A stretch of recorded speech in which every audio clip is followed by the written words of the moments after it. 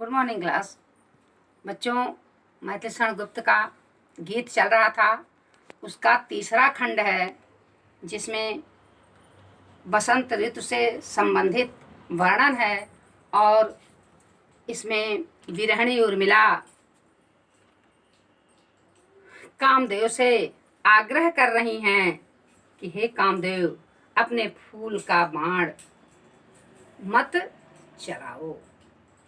से देखिए, कहती हैं कि मुझे फूल मत मारो, हे कामदेव, मेरे ऊपर अपने फूलों के बाण मत चलाओ, क्योंकि मैं एक वियोगिनी हूँ। मेरे प्रियतम लक्ष्मण जी उपस्थित नहीं हैं।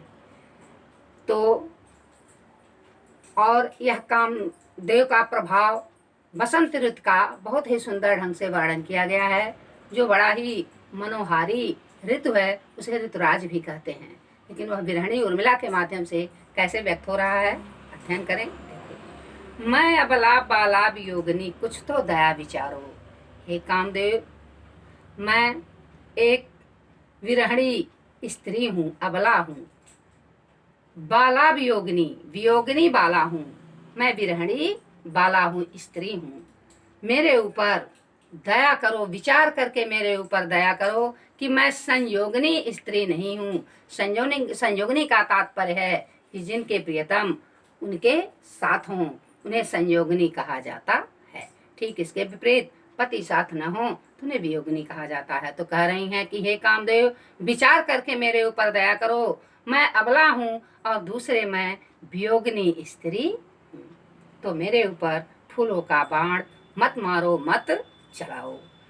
होकर मधु के मीत मदन पटु, तुम कटु गरल न गारो। मधु माने बसंत ऋतु। हे कामदेव, मदन माने भी कामदेव होता है, कंदर्प माने भी कामदेव होता है, अनंग माने भी कामदेव होता है, मार माने भी कामदेव होता है। अब आगे चलिए, कामदेव का पर्यायवाची है।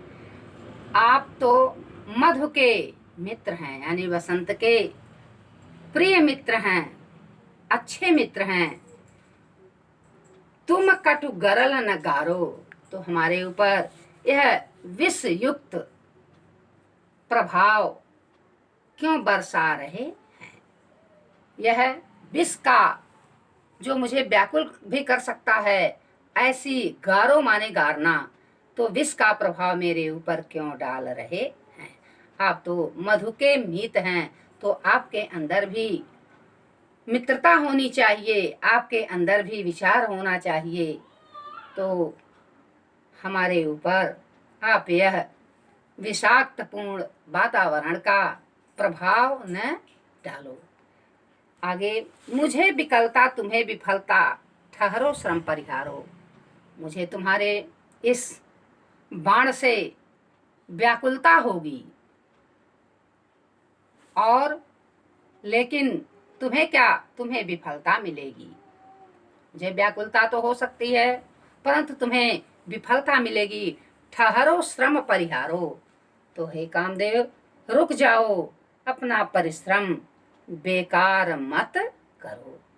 परिहारो, अपना परिश्रम बेकार मत करो, क्योंकि इसमें तुम्हें सफलता नहीं मिल सकती है, विफलता ही मिलेगी। यह भले हो कि मेरी व्याकुलता बढ़ जाए, फिर नहीं भोगनी यह मैं कोई जो तुम जाल पसारो। मैं भोगनी स्त्री नहीं हूँ, संयोगनी स्त्री नहीं हूँ, मैं तो वियोगिनी हूँ।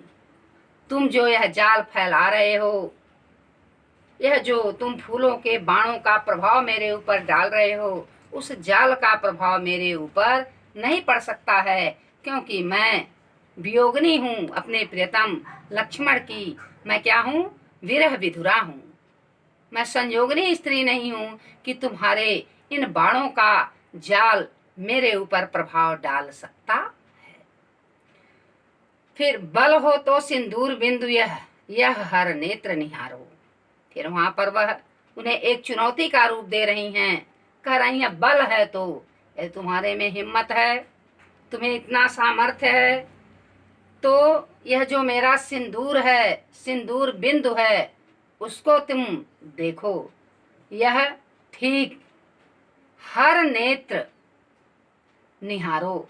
यह मेरा शिव का तीसरा नेत्र है। यहाँ याद दिलाया गया है, कवि ने सांकेतिक भाषा में यह कहा है कि एक बार कामदेव से क्रुद्ध होकर के भगवान शिव जी अपना तीसरा नेत्र खोल देते हैं और वहाँ कामदेव भस्म हो जाता है, जल जाता है। तब से उसका नाम, वो एक नाम अनंग, बिना अंग अनंग भी रख दिया जाता है। तो कह रही हैं, यह जो मेरा सिंदूर बिंद है उसको तुम देखो, वह शिव का तीसरा नेत्र है। अर्थात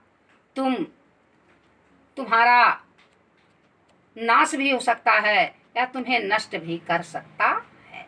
यहाँ उन्हें वह चुनौतीपूर्ण उसके सामर्थ्य को बता रही हैं और अपने सिंदूर का बल भी समझा रही हैं, महत्व भी बता रही हैं। रूप दर्प कंदर्प तुम्हें, रूप दर्प कंदर्प, हे कंदर्प, हे कामदेव, अगर तुम्हें अपने रूप का घमंड है तो मेरे पति के ऊपर उसे न्यौछावर कर दो, क्योंकि मेरे पति लक्ष्मण जी तुमसे कहीं बहुत सुंदर हैं।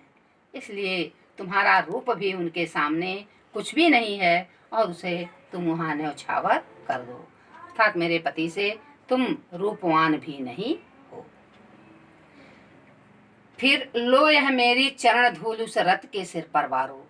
अगर तुम यह समझते हो, रति माने कामदेव की पत्नी का नाम रति है, कह रहे हैं कि हे कामदेव, ए तुम्हें अपनी रति, अपनी पत्नी के प्रेम पर गर्व है या उसके प्रीति पर तुम्हें ज़्यादा घमंड है, या यह समझते हो कि तुम्हारी रति बहुत तुमसे प्रेम करती है, प्रीत करती है, तो मेरे चरण के धूल के बराबर भी नहीं है।